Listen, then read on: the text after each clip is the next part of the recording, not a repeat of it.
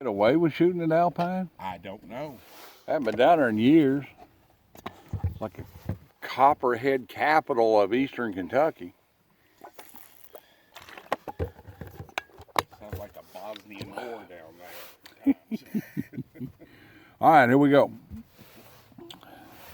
How y'all are this afternoon? This is your buddy George Jones down there at the Bergen Gun Range again with my next installment on, let's do an ammunition comparison.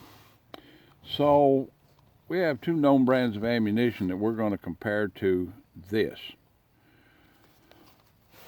Range, American Sniper, Chris Kyle brand ammunition.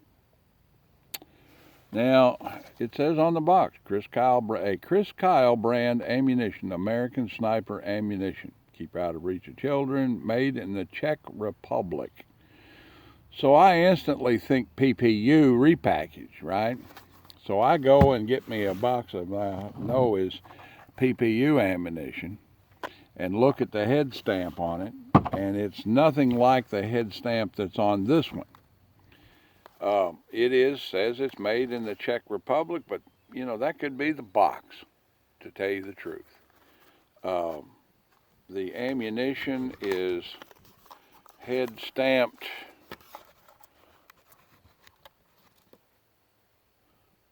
Tech, TCH, 9mm Luger. It's a nice looking round. It has a brass bullet on it, brass jacketed bullet, just like the other two brands we're going to look at. Well, let's look at. No, I think this brass tech is copper, and its head stamp is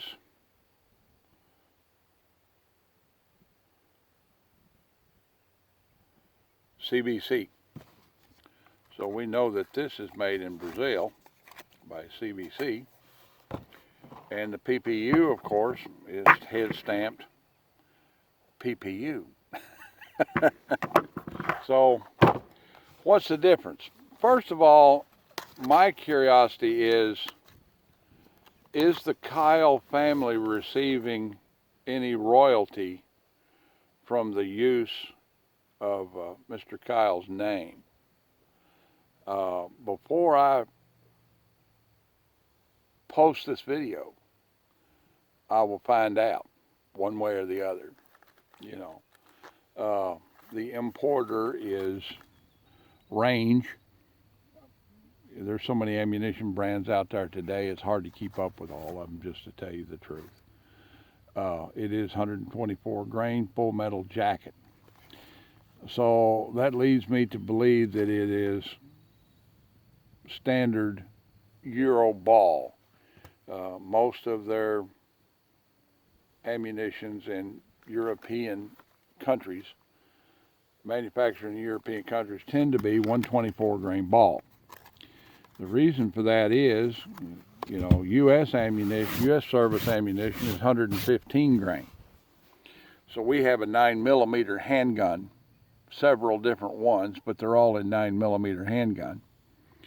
And we don't have a standard issue 9mm submachine gun in U.S. forces. We have a lot of submachine guns, you know, but they're not like an M16. They're not a standard issue weapon. They're for special operators and so forth. You know, military police and things of that nature, SRT units. And they have everything from Carl Gustav K50s and 45s all the way to MP5s. But the average GI soldier is not going to go to basic training and be trained on a submachine gun. We don't have a standard submachine gun. So how are we going to conduct this test? First of all, we're going to conduct a test for reliability. How does it work in the gun? Does it function? Next, we're going to at the same time, we're going to test for penetration in a standard known medium, which in this case is kiln-dried pine sheeting boards. These. Well, why would you shoot pine boards and not shoot gelatin? Because a block of gelatin is $68, and a 12-foot pine board cut into 12-inch pieces is about $18. And that's, you're in the cheap seats if you're watching this channel. Also, standard pine boards are one of the methods that the U.S. DOD, the War Department before that, all the way from the end of the Civil War to the mid-1960s, did penetration tests on standard 1-inch pine boards. Actually, these are 7/8 of an inch now, fractional lumber ever since the end of the World War II. So we've got it marked with MAG-T for MagTech, PPU for PPU, and KK for Chris Kyle sniper ammo. And we're going to shoot it right here at close range and get the point blank penetration rating out of it. So let's go ahead and start with that. Let's get us a gun that we know, a 9mm 1911. Okay. I get 2 rounds of Chris Kyle. Well, one round of Chris Kyle.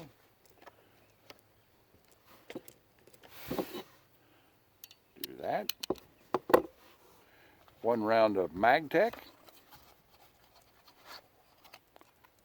And 1 round of PPU.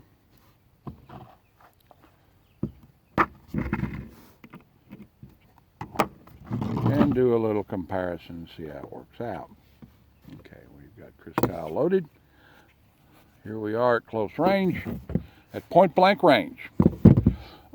Oh, right there it is, at point blank range. Here we go.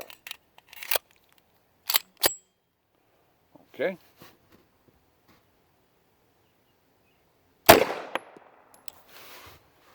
One round of PPU.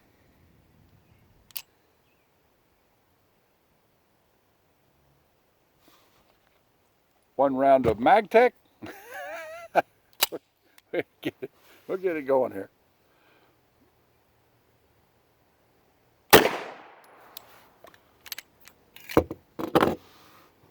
One round of PPU.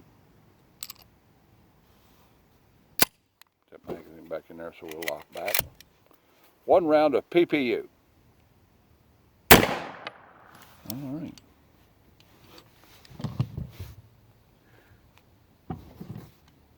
Safe and clear. All right. Let's take a look at it and see what we got.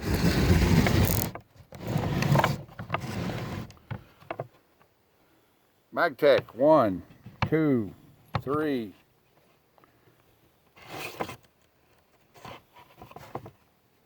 4, 5, 6, 7, 8, 9,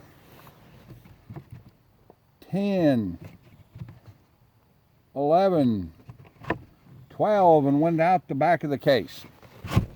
So it went through 12 inches of pine. Okay. PPU, 1, 2, 3, 4. Remember when Rich Davis used to do these tests?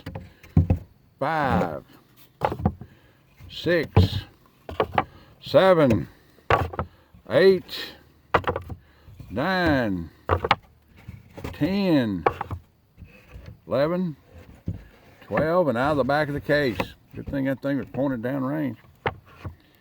And finally, Chris Kyle, same thing. Ooh! Ooh, that's hot. Chris Kyle ammunition was sticking in the board. And look at that. It's like,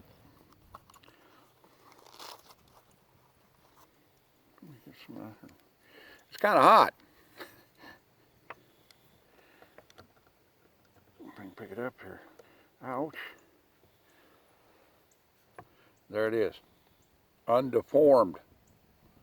I mean, it went through 12 inches of seasoned white pine, and there's no deformation in that bullet at all. And it lodged in the 12th panel. Seems a 9mm is a good penetrator. That would be my theory. That would be my theory. 9mm is a good penetrator. It didn't follow a previous bullet's entry channel. You know, that time to buy new, and this box is getting pretty shot up.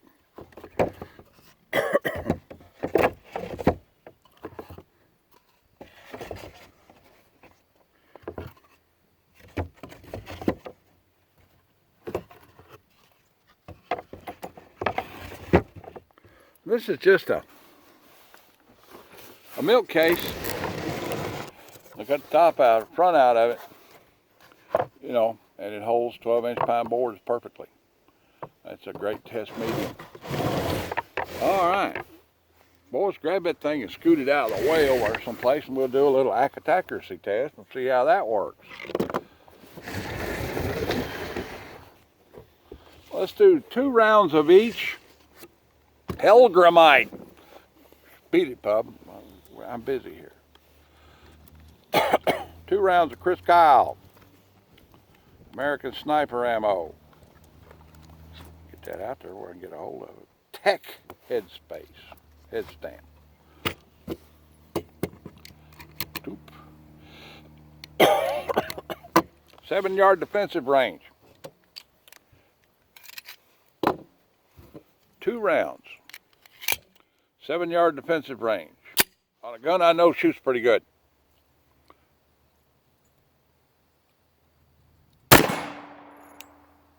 And a steel target behind it. All right. Magtech CBC Brazil. 124 grain ball, copper.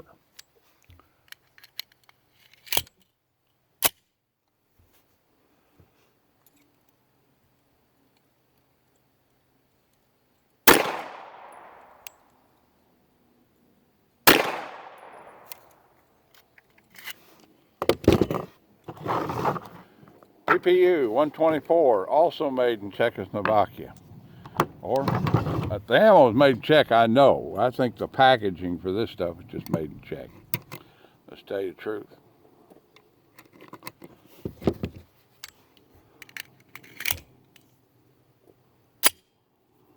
PPU.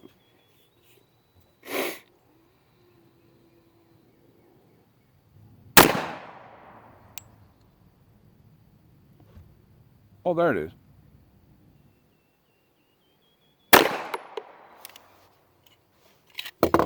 So it's clear. Let's go and take a look at it.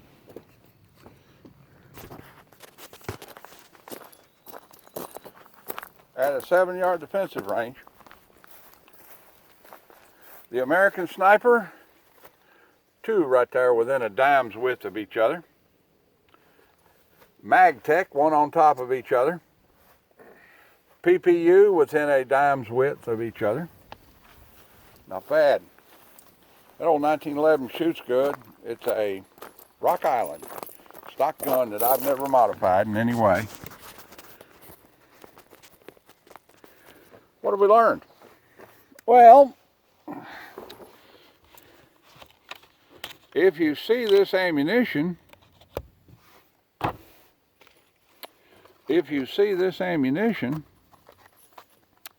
for sale, and it has a decent price point compared to other ammunition, it's probably worth the money. Okay. Today's market, a Nightbox 9mm is no slouch anymore. You know, it costs now what 40 used to. But it seems that the ammunition is serviceable and and useful. Okay, it's serviceable and consistent in both penetration, power, and accuracy. Well, all right then, that's about the size of it for this installment on, hey, let's try out a new ammo I found in the market. Like to teach, share, commentate, and subscribe. Leave me a $1 in the Patreon bucket if you want to, and if you don't, I'll keep right on making content for you. God bless America. God bless us each and every one. Join the NRA, will you? We're the only people out there that have got a fighting chance against these people.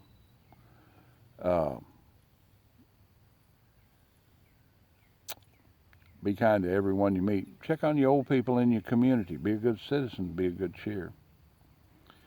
Be kind to everyone you meet, but have a plan. We'll see y'all.